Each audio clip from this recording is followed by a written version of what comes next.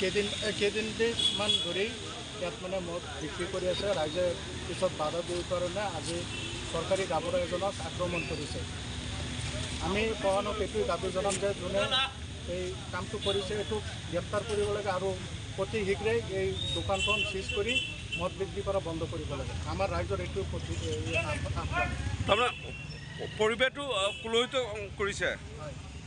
মদ বিক্ৰী কৰি আছে আপোনাৰ মৈৰাৰী বজাৰত। ইয়াত আপোনাৰ শিক্ষাৰ্থী মানুহ বহুত আছে। আপোনাৰ পৰিৱেশটো বদনাম কৰি আছে। এইটো কাৰণে আমি প্ৰশাসনক এইটোৱে দাবী জনাম যে এইটো বন্ধ কৰিব লাগে। আমাৰ ৰাইজৰ এইটোৱে দাবী। ডেইলি মাৰপিট হয়। ডেইলি মাৰপিট মানে আমি ডেইলি বাধা দিওঁতে তাৰমানে কৰিছে।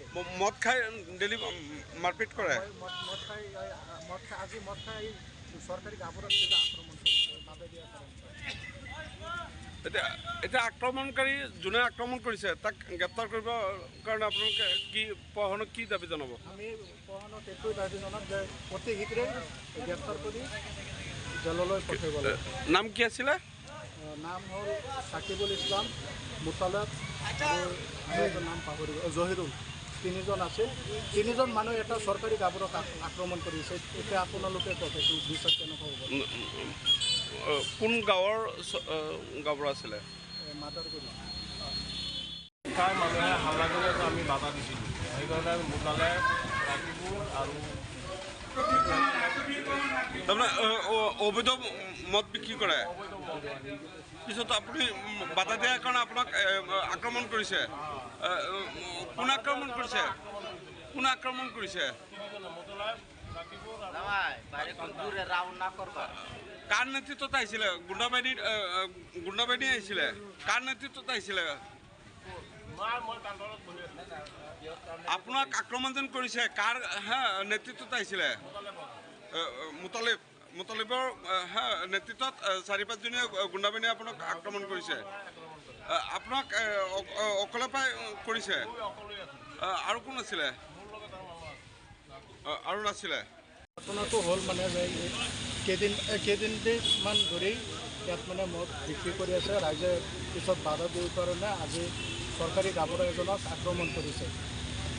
আমি প্ৰশাসনক এইটোৱে দাবী জনাম যে যোনে এই কামটো কৰিছে এইটো গ্ৰেপ্তাৰ কৰিব লাগে আৰু অতি শীঘ্ৰেই এই দোকানখন চিজ কৰি মদ বিক্ৰী কৰা বন্ধ কৰিব লাগে। আমাৰ ৰাইজৰ এইটো তাৰমানে পৰিৱেশটো কুলহিত কৰিছে।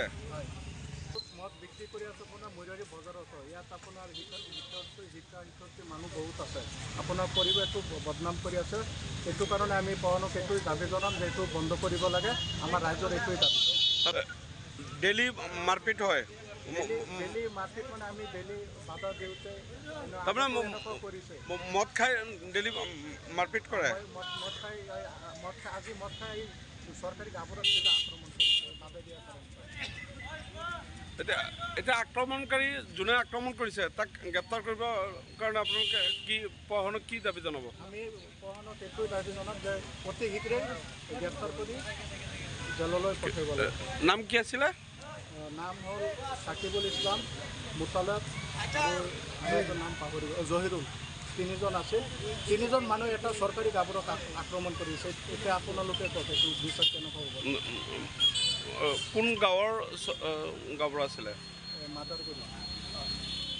তাৰ মানুহে হাল্লা কৰি আছে, আমি বাধা দিছিলোঁ। সেইকাৰণে মুতালেব, সাকিবুল আৰু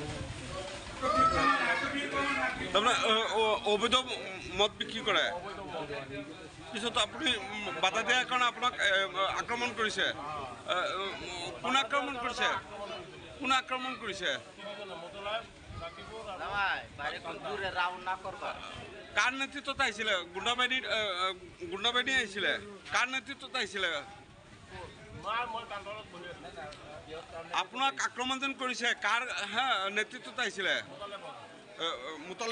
মুতালিবৰ নেতৃত্বত 4-5জনীয়া গুণ্ডাবাহিনীয়ে আপোনাক আক্ৰমণ কৰিছে। আপোনাক অকলে পাই কৰিছে?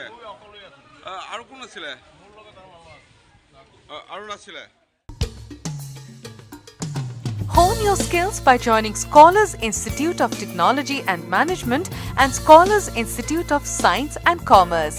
In a lush green campus close to nature, we provide high-quality education with the aid of modern tools and techniques, up-to-date study materials, expert faculty, and fitness facilities. With a vision to transform every student into a good citizen of our nation, we ensure your bright career here. Come to SITM, Garokhuli Gorsuk, Guwahati 35.